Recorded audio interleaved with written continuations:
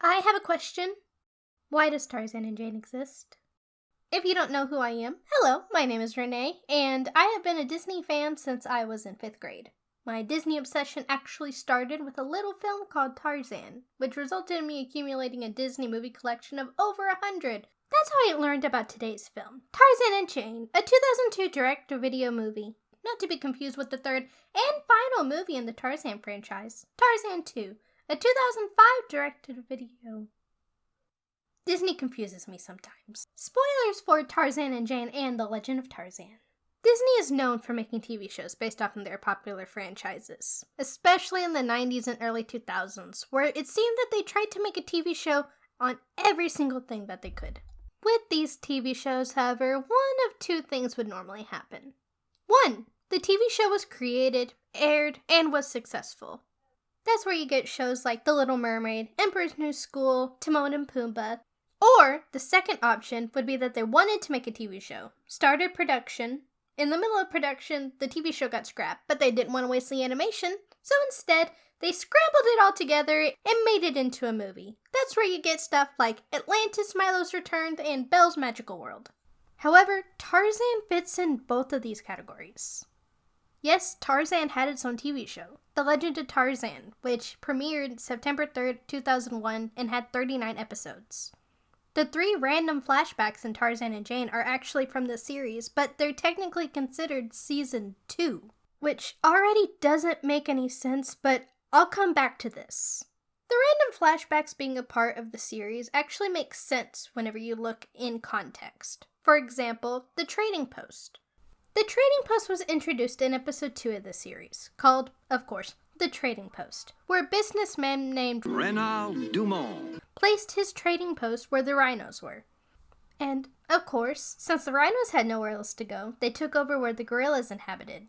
And Tarzan had to figure out how to help his gorilla family because Renald Dumont wouldn't leave. You may be wondering, how many customers could the jungle actually have to justify having a trading post? You'd actually be surprised. In the series, you'll see actually many people coming to the jungle. Yes, the old friends, diamond hunters, but also Theodore Roosevelt, and even the author of Tarzan itself. Back to the episode list, though. The Wikipedia page says all episodes of Season 2 were used in the plot to the direct-to-video sequel Tarzan and Jane, though some parts had been cut to make them look more like flashbacks. These episodes were believed to have happened sometime during or before Season 1, since some characters' first appearance occurs in these episodes. The overall true specific order is unknown. So Tarzan and Jane took 3 random episodes from The Legend of Tarzan, which originally aired from September 2001 to October of 2001, and added them to a 75-minute movie that was released in July of 2002. But not just any 3 episodes. 2 out of the 3 episodes that they picked were actually the introduction episodes for these characters that ended up returning in The Legend of Tarzan, which was released before the movie.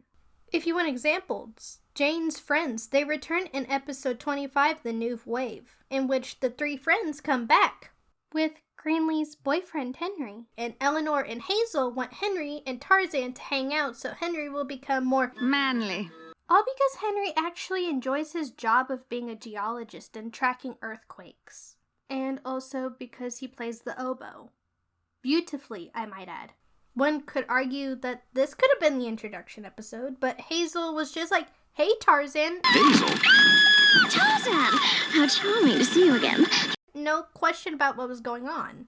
Unlike in Tarzan and Jane, where the friends look confused and Hazel's also flirting with Tarzan. And then the Diamond Mine episodes. These characters return in episode 33. Maybe they picked the Diamond Mine episode just because they wanted Tarzan to be able to give Jane a diamond ring at the end of Tarzan and Jane. But if you watch the full episode, the volcanic diamond mine, Tarzan already gives Jane a diamond.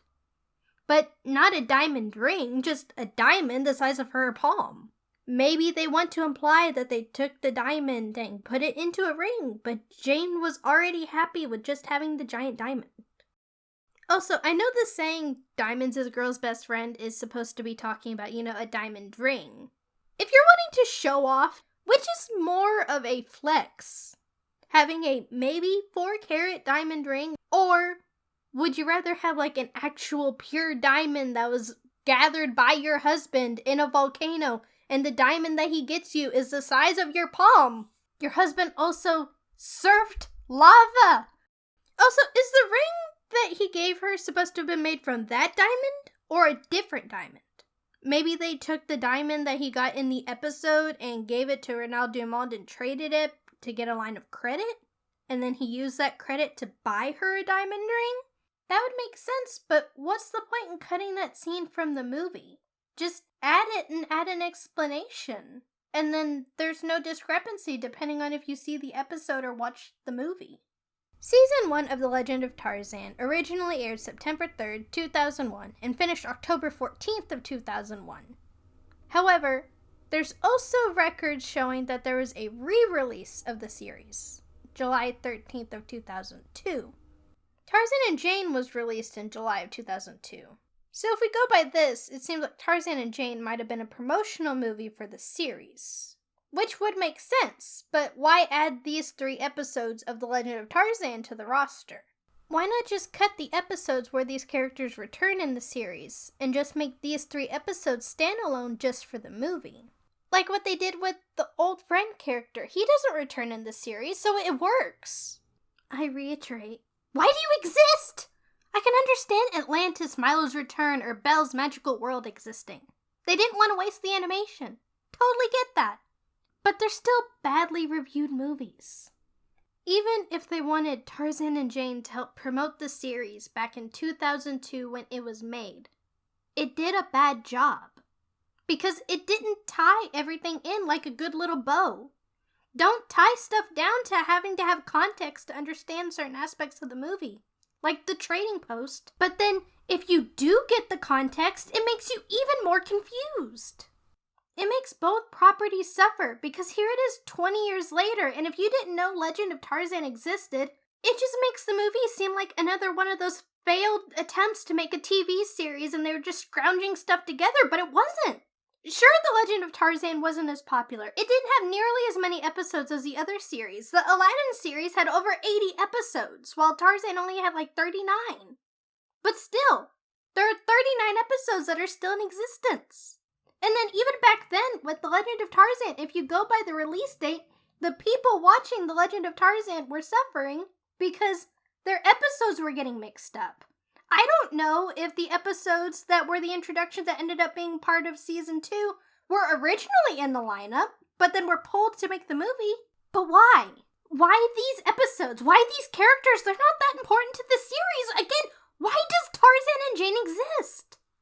Let me just take a moment and compare this to another franchise that have movies that were possibly created as promotionals for their TV series. The Aladdin franchise. Some say that Aladdin's Return of Jafar was a soft pilot, which makes complete sense to me, since it was released the same year as the series was released, has roughly the same animation style, introduces a Bismal who becomes a recurring villain in the series, explains why Iago is in the series, and is a good guy now, but it's also able to live without the context of the series. Why? Because even if it's not the best sequel movie, it still has a plot that makes sense. Wait, what do you mean Aladdin the series released before Return of Jafar? So, apparently the internet is conflicted on when Aladdin the series first released. Some sources say that it was released in September of 1994, which makes sense with the Return of Jafar being released in May of 94. It's also what I remember researching whenever I was in middle school. But some sources say that it aired in February of 94, saying Disney Channel may have broadcasted several episodes as a preview for the series. Which wouldn't be a problem, except some of the episodes that they aired included Iago and Abismal, 3 months before Return of Jafar was released. Can I trust these sources? Were they also using the episodes to promote the Return of Jafar? Why would Disney release the episodes so far away from the release of Return of Jafar? Why not give the preview in May? I'm starting to think that Disney just really likes confusing me. If you liked this video, I'd really appreciate it if you gave this video a like and maybe hit the subscribe button. I normally just post videos on my TikTok account, but this was actually a lot of fun just rambling about Disney for 10 minutes. Thank you for watching my video, and hey, if you made it to the end of the video, I'll give you a random Tarzan fact that confuses everyone I tell. Did you know that in The Legend of Tarzan, Tarzan meets dinosaurs? It turns out there's a land called Pellucidar where dinosaurs still live. If you don't believe me, it's episode 11, The Hidden World, and episode 23, The Beast from Below.